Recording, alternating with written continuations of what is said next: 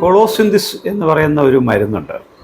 അബൂജഹലിൻ്റെ തണ്ണിമത്തൻ എന്നറിയപ്പെടുന്ന, അബൂജഹൽ എന്ന് പറഞ്ഞാൽ ഫാദർ ഓഫ് ഇഗ്നറൻസ് എന്ന് അറിയപ്പെടുന്നു. മനസ്സിലായി. ഈ തണ്ണിമത്തന് യഥാർത്ഥത്തിൽ അറേബ്യൻ രാജ്യങ്ങൾ, പ്രത്യേകിച്ചും തുർക്കിയിലാണ്, അതുപോലെ ഇറാനിലുമാണ് കൂടുതലായിട്ട് ഇത് കണ്ടുവരുന്നത്. ബിറ്റർ കുക്കുംബർ അതിന് പറയാറുണ്ട്. ഹോമിയോപ്പതിയിൽ വളരെയധികം ഉപയോഗപ്പെടുത്തുന്ന ഒരു മരുന്നാണ് അത്.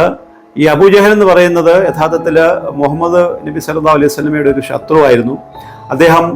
അദ്ദേഹത്തിൻ്റെ കാലത്തെ ഫർവ എന്നാണ് മുഹമ്മദ് നബി വിശേഷിപ്പിച്ചിരുന്നത്. അപ്പം ഇദ്ദേഹം ബദർ യുദ്ധത്തിൽ മരിച്ചുപോയ ഒരു വ്യക്തിയാണ് ഈ അബൂജഹൽ. അദ്ദേഹത്തിൻ്റെ പേരിലാണ് യഥാർത്ഥത്തിൽ ഈ കുക്കുംബർ അറിയപ്പെടുന്നത്.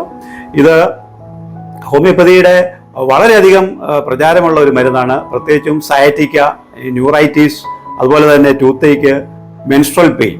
നാച്ചുറലായിട്ട് ഇത് പ്രമേഹത്തിനും അതുപോലെ തന്നെ വയറുവേദനയ്ക്കും വയറിളക്കത്തിനുമൊക്കെ ഉപയോഗിക്കാറുണ്ട്. അപ്പം ഈ മരുന്നിനെക്കുറിച്ച് ഒരു അവബോധം എല്ലാവർക്കും ഉണ്ടാവേണ്ടതാണ്.